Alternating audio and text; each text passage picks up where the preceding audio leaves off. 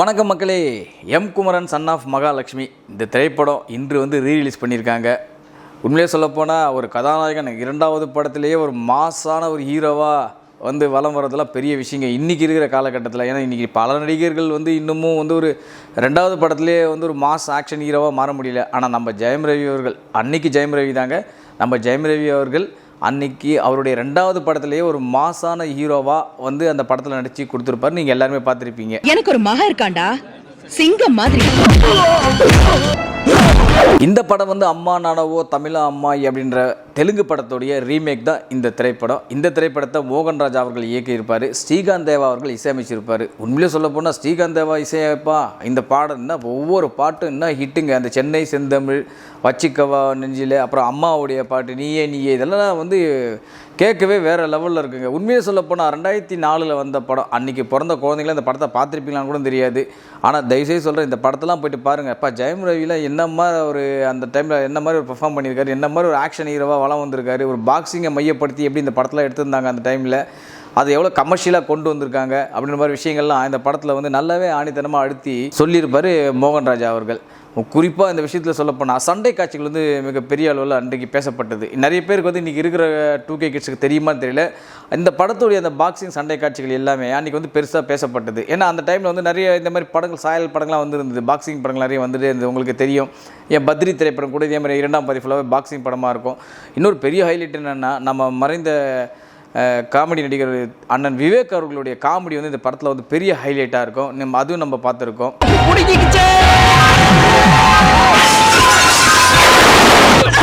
முக்கியமான ஒரு ஹைலைட்டான விஷயம் என்னென்னா, நடிகை நதியா அவர்கள் இந்த படத்தில் கம்பேக் கொடுத்துருந்தாங்க. ஏன்னா நதியா அவர்கள் தெரியும், அந்த டைமில் ஒரு காலத்தில் கொடி கட்டி பறந்த ஒரு ஹீரோயின். இன்றைக்கும் பார்த்தீங்கன்னா எல்லா ஜவுளி கடையிலும் போயிட்டு பாருங்கள், நதியா போடவேன்னு இன்னமும் நதியா போடவேன்னு வித்துட்டு தான் இருக்காங்க. அந்த மாதிரி பிரபலமான ஒரு தமிழ் நடிகை.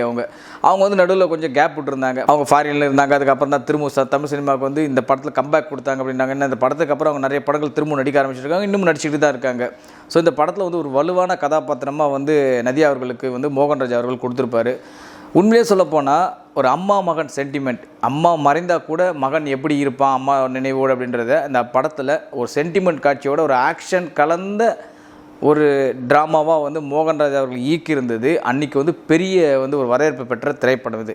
இந்த திரைப்படம்லாம் அன்றைக்கி இருந்த டெக்னாலஜியே வேறுங்க. ஆனால் இன்றைக்கி டெக்னாலஜிலாம் பார்த்தீங்கன்னா பல திரையரங்களில் புதுசான டெக்னாலஜிலாம் வந்துச்சு.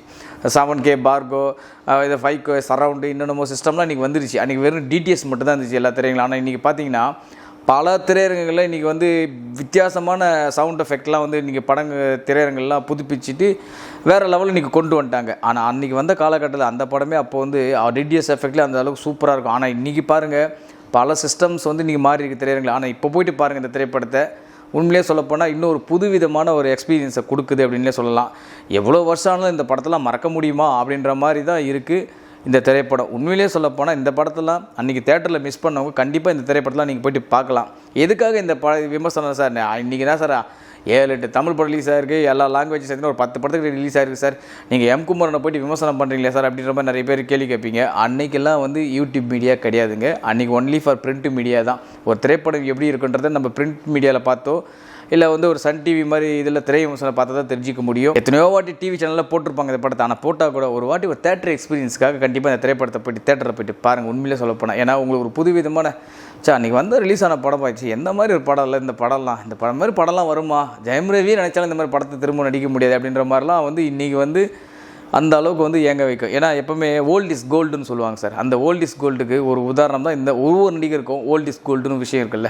அந்த மாதிரி உதாரணத்தில் ஜெயம் ரவிக்கு ஒரு முக்கியமான படம், ரவி மோகன் அவர்களுக்கு இப்போதைக்கு முக்கியமான படம்னா இந்த எம் குமரன் அவர்களை சொல்லலாம், ஜெயம் திரைப்படத்தை சொல்லலாம், நிறைய படங்கள் சொல்லலாம். அவருக்கு சந்தோஷ் சுப்ரமணியம் சொல்லலாம், சம்திங் பல திரைப்படங்கள் அவருடைய பர்ஃபார்மன்ஸுக்கும் அவருடைய நடிப்பு திறமையும் வெளிப்படுத்திய திரைப்படங்கள். அதில் பெரிய லெவலில் ஆக்ஷன் கலந்த ஒரு ட்ராமாவாக ஓடின படம்னா எம் குமரன் படத்தை கண்டிப்பாக சொல்லலாம்.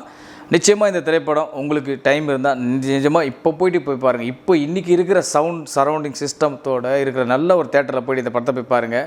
பாட்டெல்லாம் கேட்கும்போது அப்படியே புத்துணர்ச்சியை ஊட்டுற மாதிரி இருக்கும் இன்றைக்கி ஸ்டேட்டஸ்க்கு. ஏன்னா அன்றைக்கே பல திரையங்களில் டிடிஎஸ் கூட இருந்திருக்காது. ஆனால் இன்றைக்கி இந்த படம் ரீலீஸ் பண்ணும்போது இந்த திரைப்படத்தை தேட்டரில் போய்ட்டு பார்த்தீங்கன்னா உங்களுக்கு புது விதமான ஒரு அனுபவம்.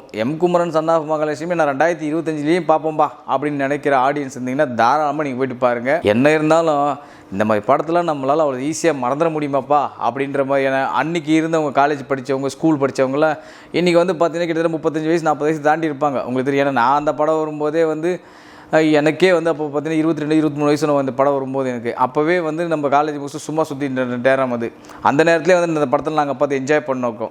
இன்றைக்கி இருக்கிறவங்களாம் போய்ட்டு பாருங்கள், ரவி மோகன் எப்படிலாம் படம் கொடுத்துருக்காரு, எந்த அளவுக்கு வந்து எனர்ஜிட்டிக்காக இருந்திருக்காரு, அந்த டைமில் எவ்வளோ சூப்பராக வந்து ஃபைட் பண்ணியிருக்காரு, எவ்வளோ சூப்பராக டான்ஸ் ஆடிருக்காரு. இந்த மாதிரி விஷயங்களை நீங்கள் திரும்பவும் வந்து பார்க்கணுன்னா நிச்சயமாக இந்த படத்தெல்லாம் போய்ட்டு உண்மையிலேயே போய்ட்டு நீங்கள் தேட்டரில் பாருங்கள். மீண்டும் சந்திப்போம். நன்றி, வணக்கம். இது போல பல வீடியோக்களை கண்டு மகிழ எங்களது ரீசன்ட் வாய்ஸ் சேனலை மறக்காம சப்ஸ்கிரைப் பண்ணுங்க.